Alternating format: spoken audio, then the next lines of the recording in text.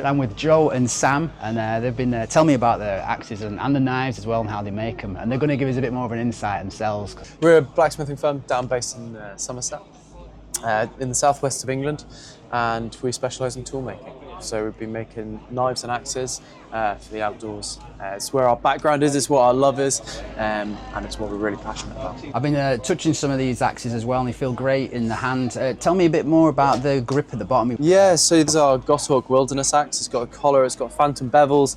It's really for austere environments when you need to do a lot of timber processing. And in the winter, you are going to be wearing gloves a lot, and you need that bit of extra grip. And we pride ourselves on producing incredibly refined axes and tools in general. And so we wanted to find the most refined way of adding an extra grip to the bottom of an axe handle. And the answer was checkering. Same as you see on a shotgun or a rifle through the palm swell. This is done by hand. Which is mental. By an incredibly skilled man. Because this feels very grippy. Yeah, when that's in my hand, it's not going nowhere, that. And it's done with a file. It's incredible, that. So here we have a Thornwood custom axe. We've brought 3 to the Bushcraft Show. This was made during a period of time where we were developing a process to make the collar longer. So we developed, Joe developed a load of tooling around that, and then these 3 axes were birthed out of that. This one is a custom forest axe, so never to be made again, with an ash handle as per, but a 2-tone oak burl like that, yeah. swell. The thing that we pride ourselves on is that this piece of steel, it comes from one billet, one block. Traditionally, Bill Nass style axes with a collar, made of 4 and 5 pieces of steel, and they fire weld them together. But we've developed a process whereby we can forge this from one block of steel. The other bit of confidence it gives you is that the collar is hardened and tempered just as much as the edge. So everything is hard to the same HRC. How do axes fail, and what have you devised into your technique to make them be more predictable, I guess? Looking at old axes, the one place that they nearly always fail is in the eye, and they nearly always buckle around the eye. Right. Because people use the pole for hammering. Right. And that's okay, so long as your eye section is hardened and tempered with your pole and your edge. But especially with modern manufacturing methods, only the edge is heat treated, which means that the whole eye section and the pole are soft. So any hammering with that will cause distortion through the eye. Right. And that is the most common failure. I always thought that was a good thing because it's not brittle. You know, I thought that was the science in that, so to speak. So you can temper steel so that it's springy. Right. Same as a leaf spring. Yeah. We want the same characteristics through the eye so that it can absorb that shock and spring back to its original shape. That is, a punched axe block. All right. So that's how it starts off. Oh, wow, that's cool. So we punch it. Yeah. Then it ends up like this. So that's the process. Yeah. 1, 2, and then goes from the heat treat grind. Goes into that, yeah. Yeah. Oh, so all yours is tempered though? The whole head is heat treated, then we do a reverse temper on the eye and the pole. So what's your favourite axe? So I have a really big fireplace at home, and I've got a lovely big log burner, and I source all my own wood from tree surgeons, and I end up using Buzzard the most, which is our splitting axe. This one? Yeah. This thing's great. Yeah. I use this the most through winter. You've got a big fireplace. I can stand up in it. It's massive. It's called a Inglenook. Right. It's so big, but I know what you mean. Yeah. A combination really between something like the Buzzard and I do really like carving as well, screen woodworking, spoon carving. You know, and I've got a Merlin for that as well, which is up there. Here's the Merlin here. Oak bark tan leather from Devon, of course, that comes as standard on every one of our axes. Flat grind on a 28-degree bevel. When you say flat grind, what are we talking about? So the grind here is flat, I'm with you. unlike some of the other axes that we have, like a Forex axe, which is a convex grind. It's a dedicated carving axe. Right. And you might not be able to see it on the camera, but there are really gentle facets along this ash handle here.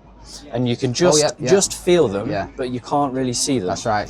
And it gives you a good register when you're holding the axe. You get it in the same place every time. Yeah. And we really pride ourselves on this axe. It's become very well known in the green woodworking world. Yeah. And it's made from 50 to 100 bearing steel from Sheffield. A very good carving axe, and lots of green woodworkers picked it up all over the world. Yeah. So really proud of it. Going back to something like the Buzzard, the buzzard splitting axe. Do you name all Look these at then? Do you name all these? They're all named after British birds of prey. That's great. Including our bushcraft knife, which is called Yeah. a shrike. Not a native British bird of prey, Yeah. but it sometimes comes in during the migratory season. Yeah, I do like all your knives appear to have an index where the blade starts. I do like a pucko knife, or pucko should I say, but I'm always think my hand's just going to slip onto the blade, you know what I mean? Yeah. But that index, so in other words, I like it when a knife's in your hand and you're not looking at it, you know where the blade starts. One. Yeah. Oh, you do it with your knives as well then? Every one, yeah. Yeah. I think it's the And amount is of this, weight. do you destabilise So yeah, we stabilise all of our wood that we use. antler and wood you stabilise? No, so antler's so stable. Reindeer antler, what's special about that is it's a piece of reindeer antler that's dense enough that you can make a whole handle from it. Right. It's quite rare. And it's a really stable material. What we've done with the antler is the same as the wood. Even though it's stabilised wood, what we do with all the handles afterwards is put them in a boil linseed oil bath and then vacuum it. So it sucks all the air out, bases it with oil. Is there an axe that you actually like to form most, in regards to the Forge. creativity? Forge. Yeah. I think my favourite one to forge, maybe not favourite to forge, but my favourite set of features to make in an axe is the goshawk. The goshawk. Remind me. This one, the same as the horizontal one Right. up there. And what features? Because it's got a very angular back to that. So the hasn't it? reason I really like the goshawk, there's a yeah. couple of things. One is you have the overstrike collar. It's like the ultimate wilderness axe. You've Yeah, got a nice, strong pole for striking. It's like You've armour. got the overstrike collar, Yeah. hardened and tempered. It's absolutely bomb-proof. It carries a lot of weight. Then you have a really high convex center and a convex profile to the bit, so it tapers off Yeah, yeah. towards the top All right. and the bottom of the edge. Yeah.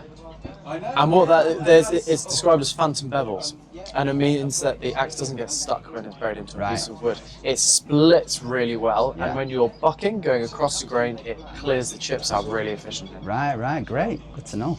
This is a feature in axes that has been lost and forgotten, that Is it? we've only found from looking at axes in the past where they were used professionally. Yeah. Modern day axes, the design is dictated by an efficient process. Our process is defined by our design. You want the most out of your axe, and that just takes a bit more than what mass production can accommodate. Exactly that. Yeah. Because it's concaved, it appears it's localized as well. So you're talking about splitting on the least point of friction. Exactly that. Yeah. So you've got a high point through the centre of the axe. That's here. right. So that's the bit that's going to be touching. Yes. So the mass of in the action of that striking the timber, Yeah. you've already got a small contact point that's broadening Yes. as soon as possible. And then where it tapers off top and bottom, it reduces the amount of surface contact you have between Yeah. the steel and the wood, so it doesn't get stuck. Makes sense. And that's what they strove to do in mass production, I guess, is it? Yes, exactly. There we go. That's where your money's going. And if you're doing a lot of chopping, then it saves your energy, doesn't it? Yeah. It's all about efficiency, and it's also why we use ash for our hafts. It's the traditional timber for tool handles in the UK and Right, Europe, yeah. which is why we like it. It is getting harder to source, but if you use ash and hickory side by side, the amount of vibration you get from hickory is far and away more than ash. Yeah. Ash is so much more forgiving on your hands, Yeah. and your hands will be much less fatigued and much less likely to develop Yeah. tendonitis. Right. Using an ash haft over hickory. I've made a few shafts out of oak. It's not very forgiving. I've made 5 and I've split 2. It's just a bit too hard. Yeah. It's too brittle. Ash is just springy. Well, I've not made an ash handle yet, but I can tell you my oak handles have failed. Yeah, but it's good to know. Thanks, lads. And, Yeah, very welcome. really interesting Cheers. stuff.